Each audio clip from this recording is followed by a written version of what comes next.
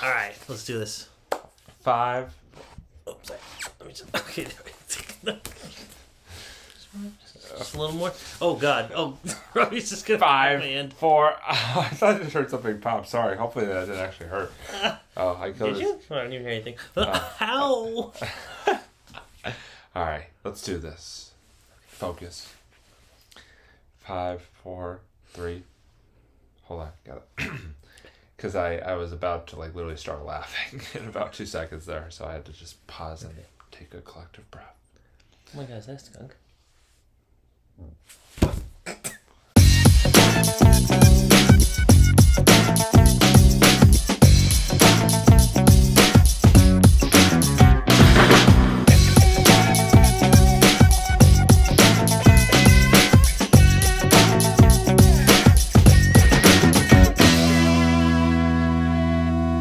Hey, what's up, everybody? Welcome to another edition of On a Couch Talking Sports. As always, I'm Robbie. We got Kyle here. Hey, buddy. Good to see you. How you doing? Nice to see you too. Yeah, it's been a couple weeks. I'm doing okay. I'm just getting in the fall season. Just getting ready for all those really great fall traditions. Oktoberfest, just the month of October itself, Halloween, and all that stuff. True.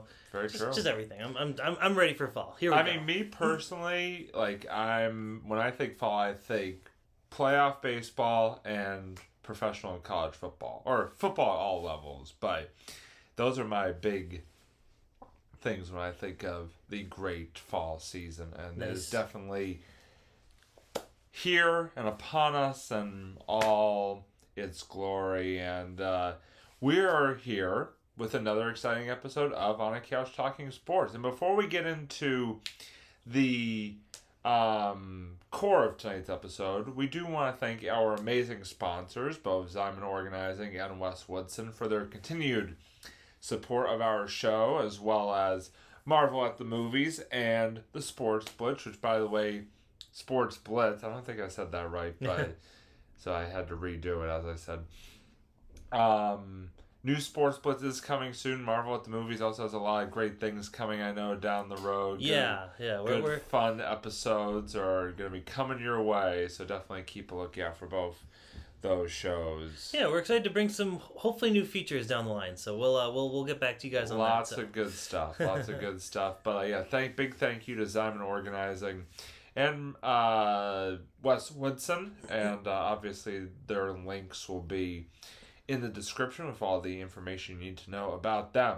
So, for tonight's episode, we wanted to sort of take a little bit of a different tone to tonight's episode. A different route, yeah. Very good. Boom. Nailed it. And you'll see why he nailed it in just a second. But this isn't necessarily going to be sports related. It's more going to be exercise sports related, because Kyle and I, along with filming this show and just getting together in general, especially over the last few years, we have taken to doing a lot more walking together, long, exercise walks, not just, walking from here to the fridge or something like that, but actually going on the gym and walking trails and walking routes. And we have definitely done quite a few very lengthy routes. We've done some walks with our buddy Jerome, who you've seen on our episodes before. We've just done a lot of exploring over the years, especially, sort of during the COVID times, the pandemic times, where, you really wanted to sort of make the most of your outside time on a number of levels. We just, a lot of times we spent together. We're just going out for walks, on weekends or weeknights or whatever. And, it just has become really enjoyable for us as a way to, see the world and also just get some good exercise. And so what we wanted to do tonight, sort of... It's a good pastime. Yeah, exactly. No, it's been great. But what we wanted to do tonight is we kind of wanted to review for you guys some of the different routes that we have walked over the years, some of the different, whether it be walking, a certain, on sidewalk route or a walking trail or whatever the case may be. We just kind of wanted to go over some of our favorites in the walk department. So actually, Kyle, I wanted to kind of start with you. When you kind of think back, you know, over, I mean, all of the time that we've known each other, but especially the last few years when we've really kind of gone into the whole, you know, long walks together idea. Just what are some that really stand out for you when it comes to, when it comes to the what we've done in the walking department over the years? So one of my favorite paths, actually, I was just thinking about that, kind of like trying to reminisce all the different places that we went. And we've done a bunch, like we've done a lot, Like a lot. At different places, and like just so there's definitely a long list that we can pull from. Probably many episodes. I think we can make even more Yeah. than one. Oh yeah, episode there'd of definitely these be a things, part so- two to this. Yeah, based on like maybe trails we haven't covered yet, or maybe ones that we probably have yet to cover that we will Yeah, have covered by the time that episode comes out. that's So, right.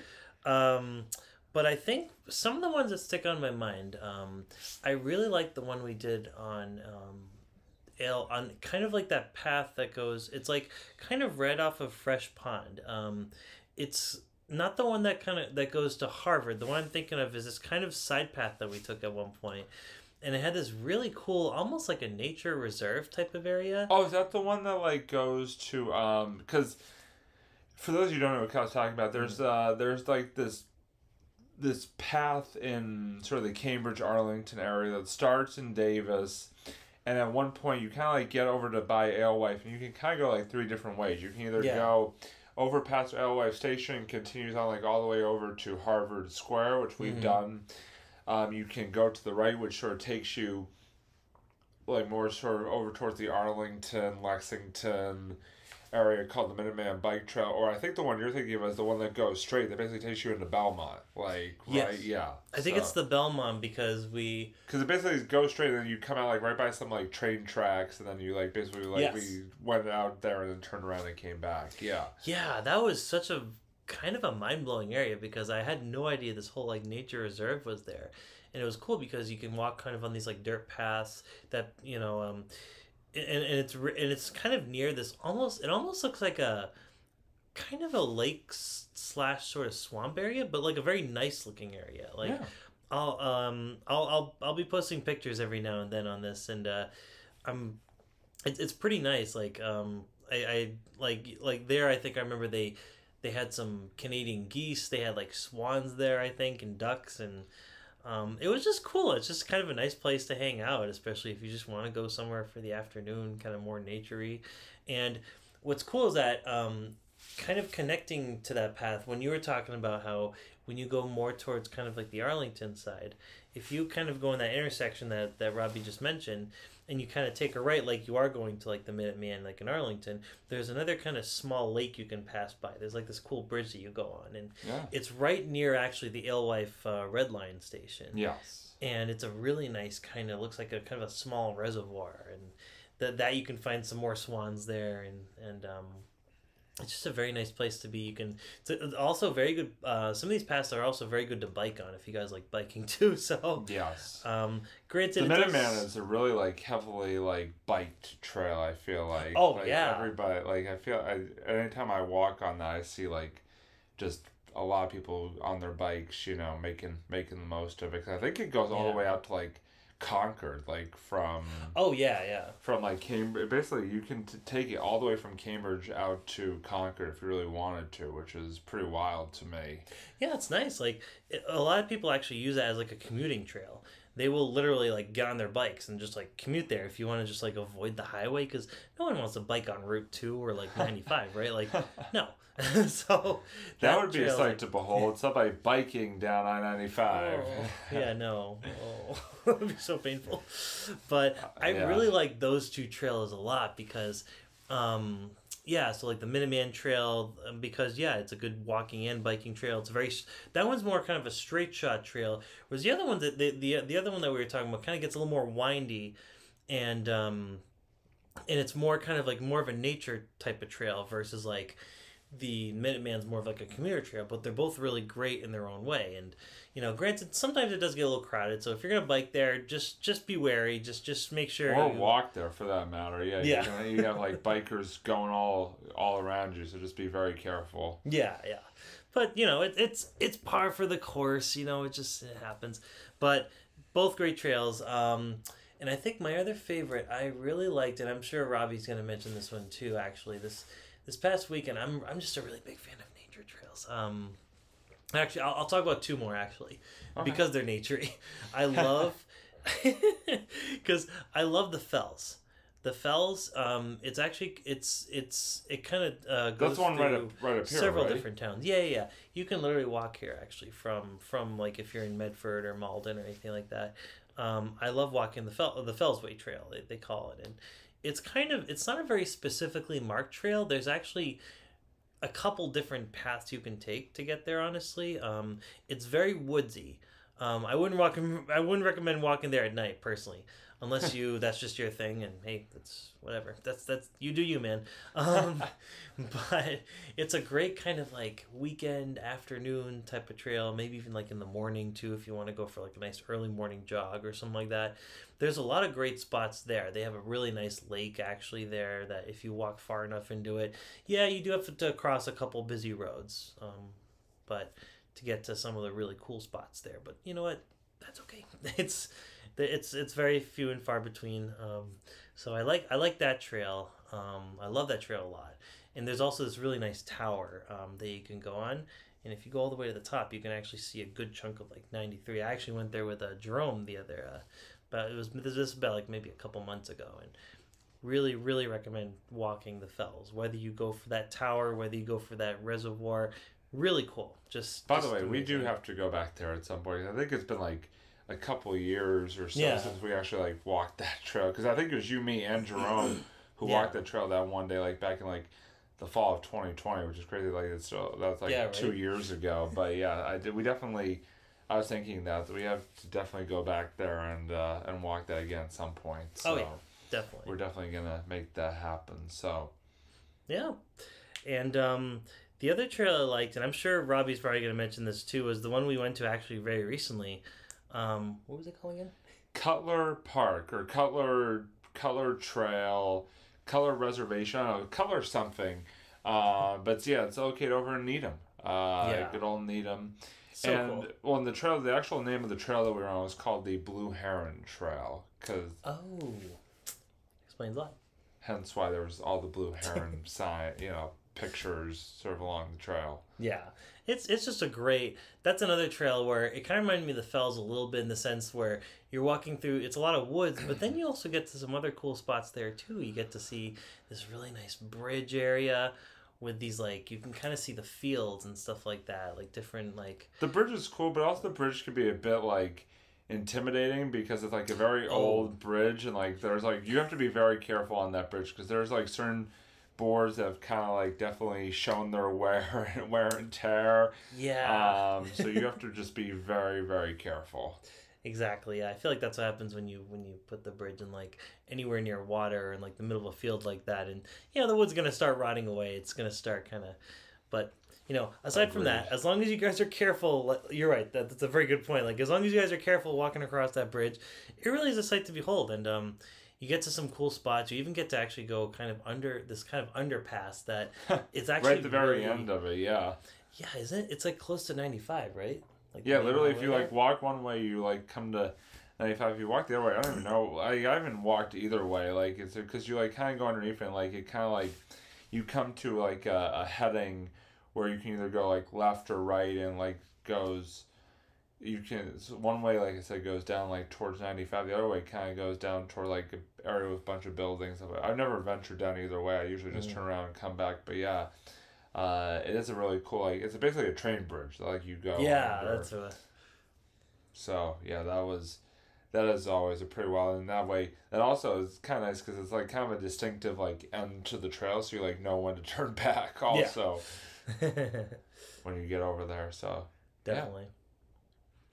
Yeah, so, I mean, those were some good ones. Again, we've been on a lot, but the two that I kind of want to focus on, if I may, was one that we kind of touched on just a few moments ago, and that is the Harvard Square Trail. So Yeah. again, you kind of start in Davis, and you're walking the trail, and you come up to, like I said, this sort of like fork in the trail where you go either straight towards Belmont, right towards like Arlington, Lexington, or left towards Harvard Square. And so we've obviously done all three, but my favorite personally of those three is the Harvard Square one, just because it's very scenic. There's it's just kind of cool, like that you can actually just like walk along this trail and end up like at Harvard Square, which is a place I visited, many times in my life. And it's a nice, like, it does take like an hour and a half to get over there, but it's like, it's just a nice walk. Like, you can like see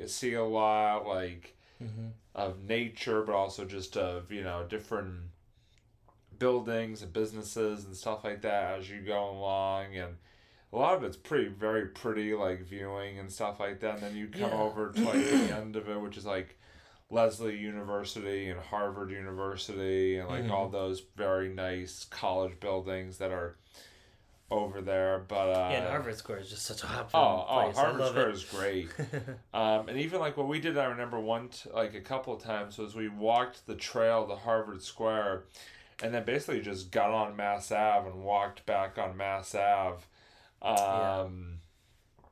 Basically all the way back to Davis, which was really nice. But the one thing I also really liked is that there's a lot of like, especially as you get over to Harvard Square, there's a lot of like cool greenery areas where people just like kind of hang out, and like there's different like statues and stuff like that you can like go look at, and just all these different things. I just think it's really cool. Brattle Street. Brattle Street has a bunch of them, actually. There's just a lot of like, it's just a very happening place, and that's why I've always enjoyed like our walks over there. It's it's just very happening, which I think is really cool.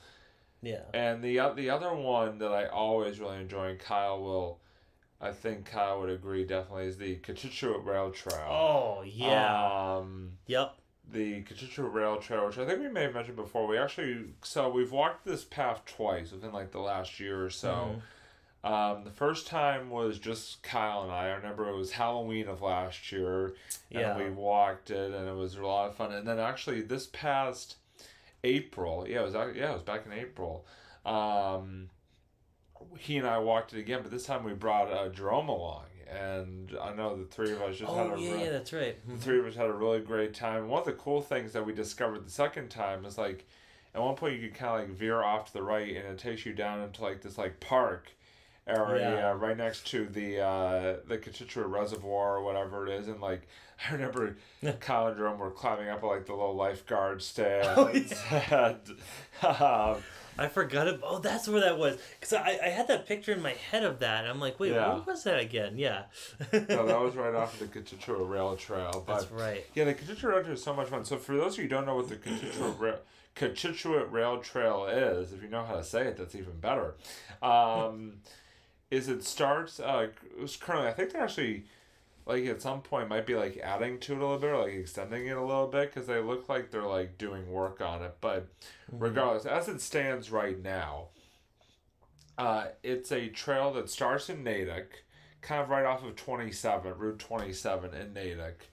And you literally, basically, it's a straight line almost, like a straight 2+ mile line from Natick to Framingham. You basically walk over Route 9 at one point, you walk like parallel to 27, you walk over like Speen Street and Natick, Route 30, all of them. You basically then come into Framingham, you go by like just a bunch of different places, sort of scenic places, and then you come to Framingham. It sort of, it kind of ends at like, I think it's like the intersection of like Route 126 or something like that. But regardless, it's just, like I said, just a really, really nice path to both bike and walk. I know Kyle, you mentioned for the biking aspect of the Minuteman Trail a little while ago, and this one's also a really good biking trail. You see a lot of bikers out there, so you just have to be very careful if you're walking. But I know,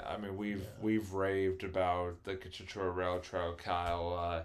Like it's funny because if you didn't mention it, I was actually gonna throw it in there that the very last Yeah. minute. I was like, yeah, I love that trail. Yeah, no, I'm just curious to kind of hear your perspective on it as well. Oh yeah, no, it's fantastic. I just like how kind of it's a very good biking and walking trail too. I have yet to bike it. I one day want to actually take my bike down there and just kind of see how it is, like, because it's a nice 3 mile. It definitely would take you less time to bike it probably to walk. It usually takes. Oh yeah. It usually takes about like an hour each way. I think we found because it's like what, like 2.5 miles basically. Yeah. So we found that basically it takes like an hour down, an hour back. So you really you do have to kind of devote a couple hours at least if you want to walk the full scope of it. So True. Yeah. And it's a good I would honestly even say it's also a good trail if you want to train for like a 5K, like if you're going for like a 5K soon, because that's about around that kind of 3 mile mark there. So I think that's a really great place to do it. And no, it's yeah, I agree. It's very nice. I like it because it's a mixture of, it's kind of a straightforward path, kind of like the Minuteman Trail a little bit. It really is nice that it's not too hilly or anything like that. It's basically just a straight shot on solid ground too. It's not like while the woodsy trails are nice, sometimes it can get there's a lot of dirt and gravel that you have to navigate around, or tree stumps or whatever you want to call it. But here it's basically just concrete the entire way down. Yeah, yeah. It's pretty easy to ride and walk. You're not gonna hurt your feet or destroy your shoes by walking this one as much as you would in a trail like the Fells or anything like that, because those are straight wood trails. So definitely get some good shoes for that, or maybe old shoes that you don't care about wrecking.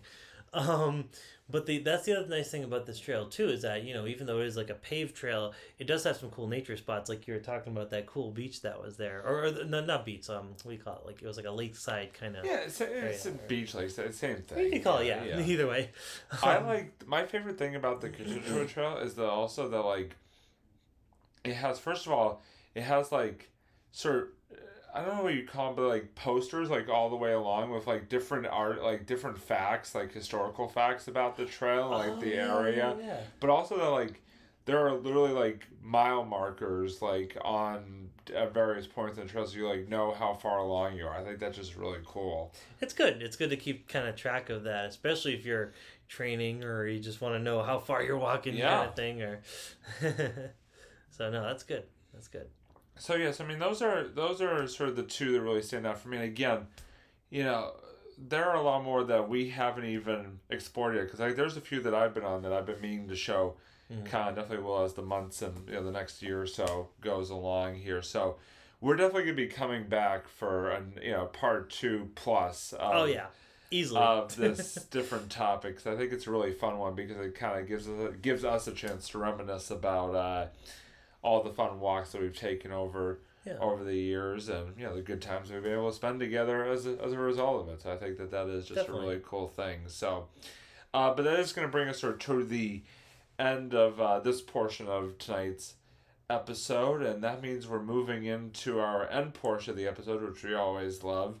And tonight I'm actually going to switch things up a little bit and let Kyle go first tonight with another, what I'm sure will be rousing edition that I'm totally going to pay 100% attention to. And definitely not take your phone out. Definitely not take my phone out. Not that it's become a bit at this point. Anyway, it is another edition of the Sue's Reviews. Kyle, take it away. Now I feel very self-conscious about my next move. But no, anyway, Kyle, take it away as I literally do take my phone out because I'm shameless. Go ahead, buddy. So, it was tricky because, I realized I haven't reviewed, an album or a game in a while. I've been just talking mostly about, movies and TV. Maybe more movies than TV, I think, actually, at this point. But, having said that, I'm probably just going to review another movie. I'll probably save the game. I know you guys are like, wait, what the hell? Kyle, come on. Talk more about games. I haven't been playing as many video games as I would have.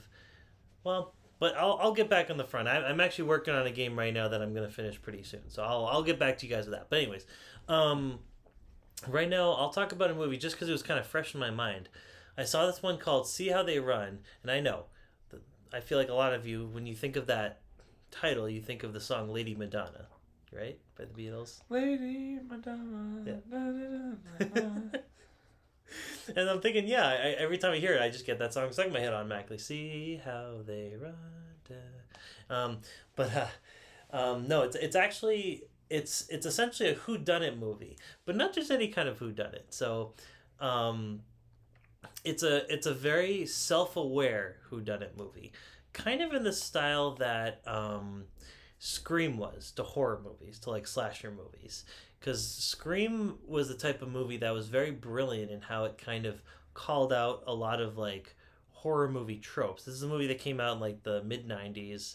And it had like stars like Drew Barrymore and Neve Campbell. I know I'm talking about like two movies at this point, but it was very self-aware, and it was it had some actually funny bits to it. It was actually kind of somewhat a comedy. They did a good job at mixing the comedy and the horror aspect of it very well.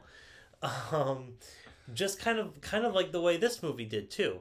Like this movie is essentially a whodunit, but it calls out a lot of the tropes that those movies kind of go through. Like they have a character saying, "Oh, no flashbacks, no flashbacks. Flashbacks ruin the movie." And then they have this like third act that just kind of sometimes comes out of nowhere, and it becomes more action-packed and explosive than the rest of the movie was. They kind of make fun of like sort of like the American kind of style of whodunit movies, and I really like it for that. It was very clever. The writing was really good. I really liked Sam Rockwell, who was like the lead detective in the case, and he's trying to solve this murder of one of of this director who was working in the theater. And you think, okay, and he basically questions all the people that were there that night where they showed the play and everything, and it's very much based on the works of like Agatha Christie, and it has a very kind of tongue-in-cheek kind of vibe. So you're trying to solve the mystery, but then there's also a lot of good writing and humor throughout. And yes, like I said, trope calling, they call out of the tropes. And but it was just a very clever movie. It was a lot of fun to watch. It's not going to break any ground or anything like that, but if you're looking for a good movie to see during the weekend, I would recommend that one. And it had a really great, also star-studded cast. Like Saoirse Ronan was in it. She plays this like young constable. And I said constable. I know, because you're probably thinking like, wait, that's like in London. Because yes, the movie does take place in London, I believe. So, or in England, the UK. Somewhere there. Yeah, no, it's a really good movie though. I definitely recommend checking it out. And yeah, so. Well, thank you, Kyle, as always, for that lovely review that I totally listened to 100%. You're welcome. What are you looking at, by the way? Is that chicken? So I was about to issue before I started my fantasy/favorite football recap. I was literally about to issue a PSA about the ongoing demise of society. No, listen to this. Okay. Just listen to this, because Okay. I read about this earlier today, and I was reminded of it just now on my good old Twitter feed. So the FDA has actually had to come out and issue a warning to people who have decided to take part in the TikTok challenge, the latest TikTok challenge craze, of which encourages people to cook their chicken using, are you ready for this? NyQuil. Why would you use a drug? They are literally encouraging people to like soak their chicken using NyQuil and eat it. Like, look at this. This is NyQuil. This is how pouring NyQuil on their chicken and like marinating the chicken in NyQuil. Like, what is wrong with you people? Like, seriously, I can't even look at this anymore. What is wrong with you people? Like, these are the same people probably that tried to eat Tide Pods like years ago, and that was a thing. Like you all deserve to you all deserve whatever happens to you. I'm sorry, but if you're gonna be stupid enough to soak your NyQuil in a strong like Kyle said, a drug, like, and eat it, like, you deserve all the bad things in the world to happen to you. I don't even care, like, if it sounds too harsh. Like, like, you all just are what's wrong with society today. It makes the cinnamon challenge look safe. Like, what? It's ridiculous. Why would you Why? You are crazy. You are crazy people. You are crazier than those environmental people that are planning on blocking 5 major traffic arteries in the city of Boston tomorrow, where we live. Oh boy. I know the computer can't handle this heat so much that it's like it's going dark as I'm talking about this. But yeah, the world has just gone to hell, and I'm just not here for it. I'm not here for it, and sometimes you just gotta call people on their bullshit. And I know I just swore, but I don't care at this point. Like, you just need to call people on it. NyQuil, man. I mean, it is ridiculous. Get on that food channel, chicken and NyQuil. Let's go. There you go. Just find some good dishes.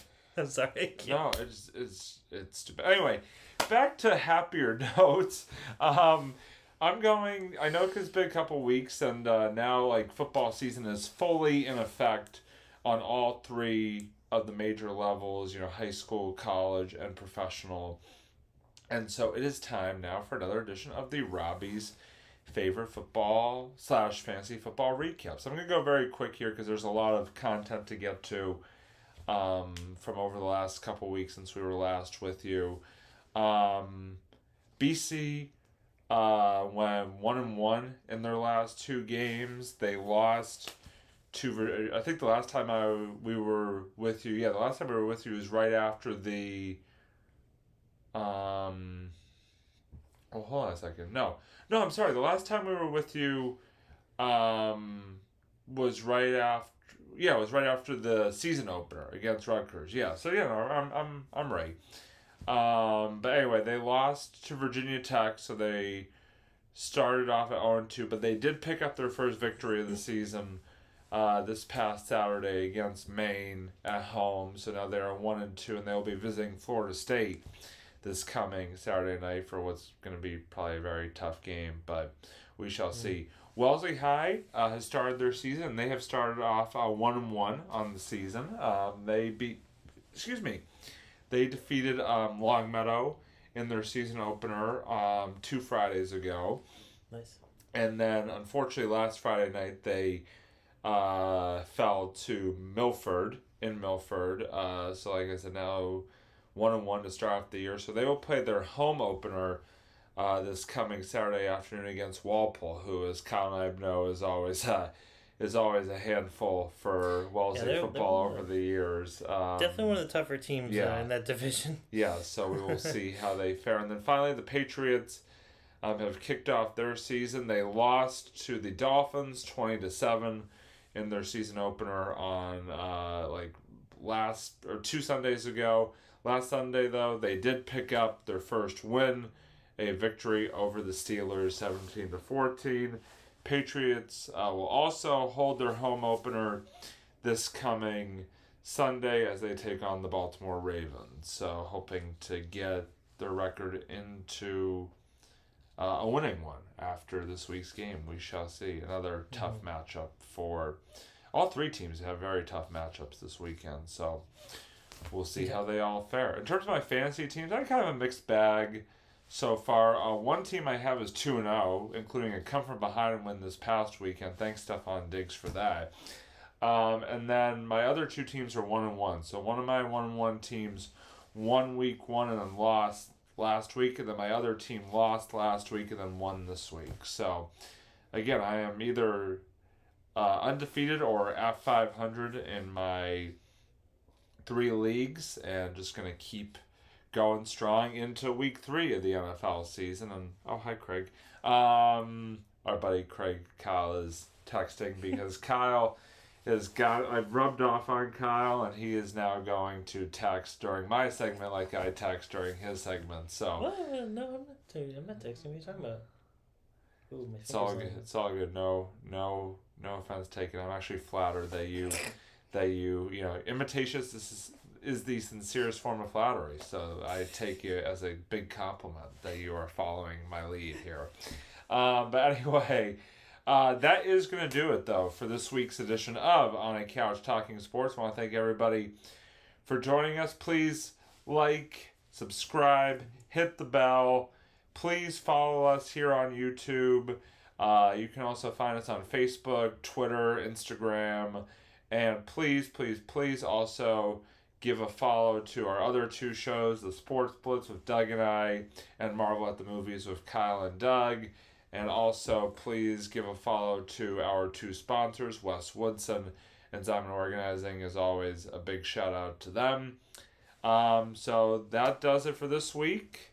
I want to thank everybody, like I said, one more time for joining us this week on the Couch Talking Sports. And until next time, that's Kyle. I'm Robbie. This is our lovely couch here. And we will see you next time on a Couch Talking Sports. Bye, everybody.